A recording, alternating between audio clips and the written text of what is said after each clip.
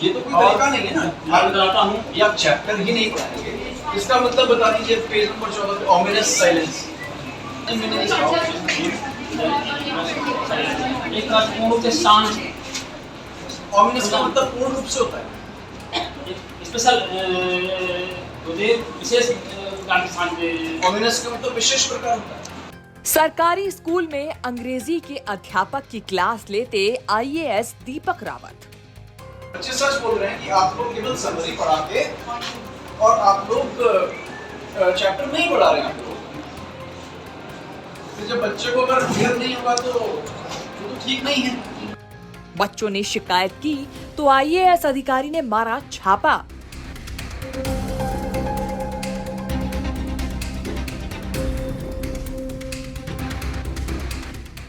स्कूली शिक्षा का महत्व क्या होता है ये एक आईएएस अधिकारी बखूबी जानता है। लिहाजा जब सरकारी स्कूल के बच्चों के भविष्य के साथ खिलवाड़ की शिकायत आईएएस दीपक रावत को मिली तो उन्होंने बिना देरी किए स्कूल में ही छापा मार दिया। उसके बाद कुमाऊं कमिश्नर दीपक रावत ने हालात देखे, वह आग बबूला हो गए और सरकारी अध्यापक की बच्चों के सामने ही क्लास लगा दी। आपको बता दें कि उत्तराखंड के हल्द्वानी से आईएएस दीपक रावत को शिकायत मिली थी कि वहां 12वीं तक के एक सरकारी स्कूल में बच्चों के भविष्य के साथ खिलवाड़ किया जा रहा है। वहां बच्चों को इकोनॉमिक्स और इंग्लिश जैसे विषय ठीक से नहीं पढ़ाए जा रहे हैं।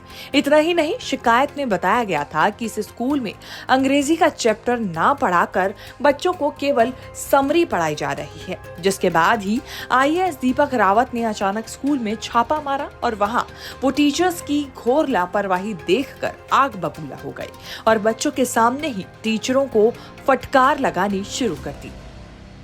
कुछ गुप्त रूप से ऐसी शिकायतें मिल रही थी कि फूलचौड़ में जो अटल उत्कृष्ट विद्यालय है यहाँ पे क्लासेस नहीं हो रही हैं और टीचर्स जो आ रहे हैं वो मात्र चैप्टर की समरी पढ़ा रहे हैं, चैप्टर नहीं पढ़ाया जा रहा है और इकोनॉमिक्स में क्लासेस नहीं हो रही हैं। इसी की पुष्टि करने में आज यहाँ पे आया था और इस बात की पुष्टि भी हुई है।